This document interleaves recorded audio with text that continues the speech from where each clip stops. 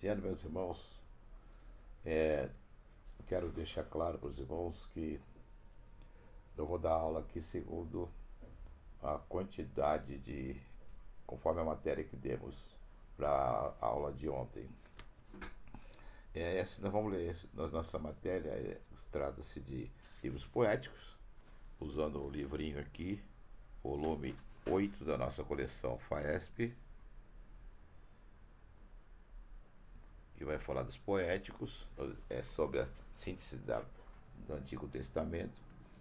E eu queria deixar claro que a questão dos livros, questão literária e a narrativa e conceito canônico, ou seja, sagrado dos diversos conjuntos que existem hoje para nós lermos. Quem primeiro recebeu a palavra de Deus, conforme Paulo escreve em Romanos capítulo 3, versículo 1 em diante, são e tem por direito os judeus. É primazia dos judeus, do povo hebreu, o direito de receber, antes de todos os povos, as palavras de Deus escritas. Deus manda escrever. A Bíblia, quero destacar, é um livro escrito a 4 mãos. A revelação vem da parte de Deus e o escritor recebe a revelação e transcreve isto segundo a orientação do Espírito Santo que Deus dá a ele para que nós pudéssemos ter uma revelação de Deus e dos seus propósitos. Então nós temos nas Bíblias que existem no dia de hoje, Bíblia católica, a Bíblia hebraica e a Bíblia dos evangélicos, ou a Bíblia da Reforma, pós-Reforma. A Bíblia hebraica, ela tem um compêndio, segundo falava e deixou escrito Flávio Joséfo, um escritor do primeiro século, reconhecido mundialmente, e também no meio teológico, dizia: a nossa escritura está de Gênesis a Malaquias. Este é o nosso conteúdo que nós temos que guardar. Ou seja, esta é a Bíblia, transliterando a palavra dele, essa é a Bíblia dos hebreus. Essa Bíblia tem diferenças para as outras Bíblias? Tem, porque ela tem o Antigo Testamento. Primeiro que ela só tem um volume, que é o Antigo Testamento. E nesse volume do Antigo Testamento, que é idêntico ao nosso evangélico, ela tem diferença de número de livros e de característica de livros. O número de livros era reduzido em função da adição ou do uso dos livros, principalmente dos crônicos, do período dos reis, que tem 12 volumes nas nossas Bíblias, se transformarem em apenas um único livro. E com esta redução ou junção dos dois livros, e vários desses dois livros, nós temos um número menor, então, mas o texto é idêntico ao nosso. Agora, quanto à Bíblia católica romana, o texto é adulterado e o número de livros é adulterado, porque vai entrar Macabeus, Eclesiásticos, vai entrar adição em Daniel, nós temos 12 capítulos, lá vai entrar mais capítulos com a história de Bel e Dragão, e outros tantos livros que nós vamos encontrar lá, Tobias, né? Que não são livros canônicos. O que quer dizer livro canônico? São livros que a igreja, assim como os judeus em Jame, no ano 90, consagraram e acharam, após estudos, depois concílios, estes são os livros sagrados. Já no tempo de Jesus já estava consagrado, não é mais, passou no ano 90, depois de Cristo, foi consagrado esse cânon, esse conjunto de bíblos, daí vem a palavra Bíblia, de livros sagrados, eles são agiógrafos, não é? Então nós vamos encontrar esse número de livros. E na Bíblia católica e a Bíblia reformada evangélica, nós temos o Novo Testamento, porque os judeus não creem em Jesus, então nós não vamos ter nenhum compêndio sobre o Novo Testamento. Você pode encontrar tradução do Novo Testamento em hebraico, mas não que os judeus usem. Os judeus não usam esse livro, a não ser os judeus que chamados messiânicos ou que creem em Jesus, né? Assim como foram quem escreveu os livros foram que escreveram Jesus e eram judeus, na sua grande maioria, né? Eram judeus na sua grande maioria. Então eu gostaria de destacar. E na narrativa literária, nós vamos encontrar a questão de que tipos de livros nós temos. Nós temos o Pentateuco, que tem lá um conjunto que inicia com a descrição da criação.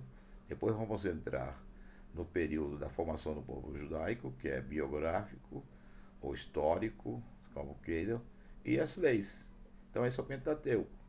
Jesus falou, tem Moisés, ele estava falando do Pentateuco, e os profetas, esses são os outros livros, né? E há algum tempo, o texto bíblico novo, você vai falar Salmos, né?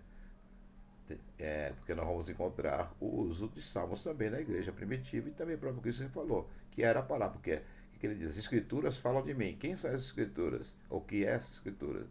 Essas escrituras. Essas escrituras são o conjunto de Gênesis a Malaquias. Né? Então nós vamos encontrar dentro desses livros históricos, livros proféticos, livros biográficos, livros dos profetas maiores e menores, não que os maiores fossem mais importantes, mas porque escreveram mais. Então, Isaías, Jeremias, Ezequiel, né? Aí vai encontrar depois Ageu, Amós, Naum, Obadias, que escreveram menos, né? Abacuque. Então, essa é uma questão de bibliologia que vocês precisam entender, que esse é um conjunto que precisa ser entendido como um conjunto que nós podemos entender e que podemos utilizar, né? Então, nessa divisão, nós vamos encontrar também nos proféticos, dos históricos, como Juízes, como Osté, como Neemias, nós vamos encontrar os poéticos, que é onde nós vamos entrar. Esses são livros poéticos, são 5 livros: Jó, Salmos, Provérbios, Eclesiastes, Cantares de Salomão, ou o Cântico dos Cânticos, né? Ou também Eclesiastes, livro do pregador, mas é importante você notar Eclesiastes, porque na Bíblia católica vai ter eclesiástico.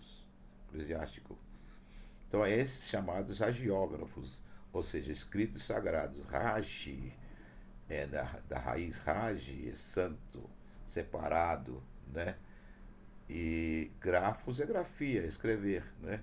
Então hagiógrafos, escritos sagrados, né? Não foram dados de viva voz como a lei foi dada a Moisés, né? Deus falava para Moisés, escrevia a lei, tá? Então são livros escritos sagrados, além de sagrados por serem dados por Deus, sagrados porque são canônicos, né? Uma das características que nós vamos encontrar nos livros poéticos é que todos eles são poesias. E a poesia hebraica ou do Oriente era diferente da ocidental. Ela não usa rima, ela usa chamado quis, ou seja, palavras em cruz. Quis vem de cruz, X. Então ela repete uma coisa sobre Deus, depois, passado alguns versos, ele repete de novo a mesma palavra. Nós vamos encontrar isso bastante depois mais à frente, né? Ela trabalha com paralelismo, né? Ou seja, em vez do verso rimar, eles são repetidos em uma linha, né? Repetindo o que tinha sido escrito anteriormente. Você pode ver vamos ver vários exemplos, né? Então essa primeira parte do nosso estudo eu vou mandar para vocês. Em seguida eu vou já estar fazendo mais um vídeo. Então, meus queridos, vamos estudar aqui esses livros que nós falamos um pouco atrás. São livros que pertencem à chamada Idade de Ouro da história dos Hebreus, a quem foi dado, segundo Romanos 3, que eu falei, um versículo em diante, a primazia de receber os oráculos divinos, algumas traduções falam, ou a palavra de Deus, né? A Era de Ouro são 80 anos aproximadamente, que é a Era de Davi e Salomão. Mas nós vamos encontrar alguns livros desses, entre 5 livros, o livro de Jó, que é bem antes dessa época, muito antes. Vamos encontrar outros é, escritos dentro desses livros, principalmente Salmos, em que conta salmos que são posteriores à época de Davi e Salomão, como encontramos também salmos escritos por pessoas anteriores. Se Davi é 1000, localizando na cronologia que nós temos até hoje, se Davi é ano 1000 antes de Cristo, Moisés estava lá no início, né? Lá no livro de Êxodo vai começar a saga de Moisés. Então ele escreveu o Salmo, né? Salmo 90, né? Dentre esses 5 livros, né, nós encontramos 3, vamos dividir em 3 deles como os livros da sabedoria. O livro de Jó é ensinando o homem a viver no sofrimento. O livro de Provérbios ensina o homem como é que ele vai ter uma sabedoria para crescer, para multiplicar-se, para viver com sabedoria. É um livro que vai dar a sabedoria da vida prática. E o livro de Eclesiastes vai expor a sabedoria para aquele homem que quer entender, pensar o senso comum que está vivendo, porque procura a razão da vida, né? Aí ele vai falar sobre a vaidade das vaidades, nessa vaidade que a gente fala de hoje, mas é a razão, porque tudo isso, se não tem, em alguns momentos, não tem resposta para algumas coisas, ou ter riqueza, ou ter sabedoria, ou ter pobreza, você desfrutar, que a sabedoria é chamada filosófica, certo? Então esta parte é a parte referente à qualificação dentro desse grupo de 5 livros de Jó, Provérbios, Salmos, Eclesiastes e Cantares. Você tem essa qualificação quanto ao uso prático desses livros. Entrando então um pouco já no primeiro livro, o livro de Jó, que foi o que nós falamos na aula passada, fomos até aí. O livro de Jó tem uma característica, inclusive nós estamos estudando na escola bíblica dominical, aqueles que são do Belém, pois usam as revistas da CPAD, sobre a vida de Jó, né? Há uma pergunta no ar no livro de Jó: por que sofrem os justos? O justo aqui é aquele homem que foi justificado por Deus, né? E Deus fala até para Satanás: disse tu que o meu servo Jó, ele é fiel, é temente, e livra-se e desvia-se do mal. Então Deus está justificando, imputando justiça às ações do homem chamado Jó, que no seu primeiro versículo começa dizendo: havia na terra de Uz um homem chamado Jó, temente a Deus, íntegro, e desviava-se do mal. Então esse livro de Jó ele vai permitir permear por várias circunstâncias a responder à pergunta: por que sofrem os justos? Né? Então essa é uma pergunta constante, não só no seio da igreja, mas também quando tem alguns desastres, ou uma coisa acontece com a nossa vida, ou a vida de crianças principalmente, ou de pessoas que eram tão corretas e acontece alguma coisa, né? É desde a época de Eva com o seu cônjuge Adão. O livro ele é um tratado, colocado como um tratado.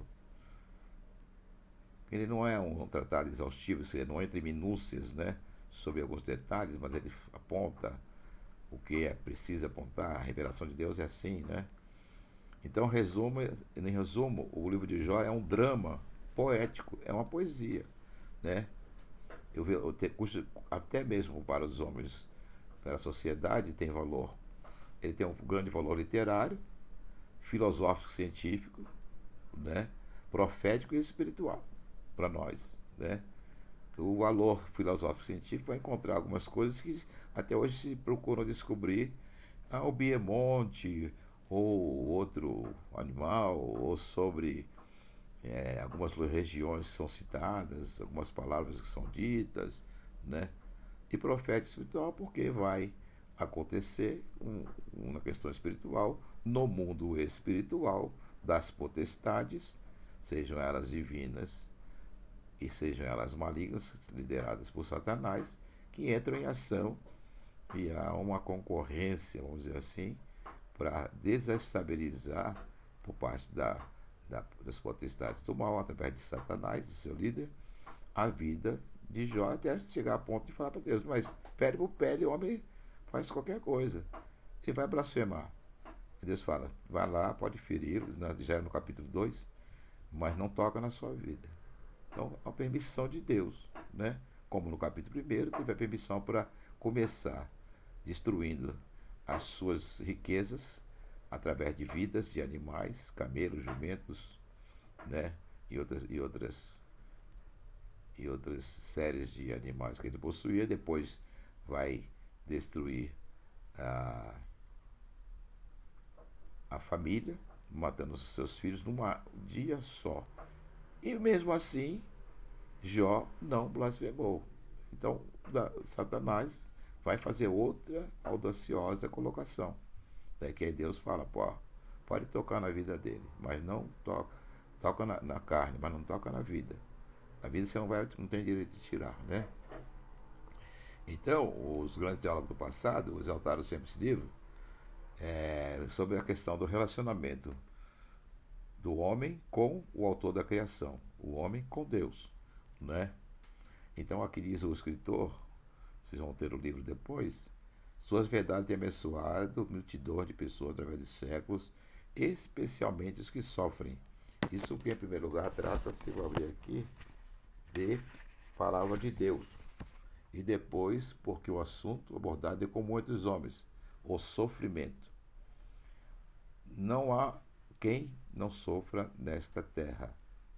Não há quem não sofra nessa terra.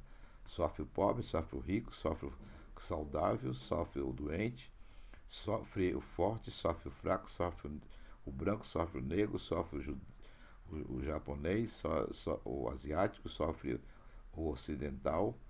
Todos sofrem.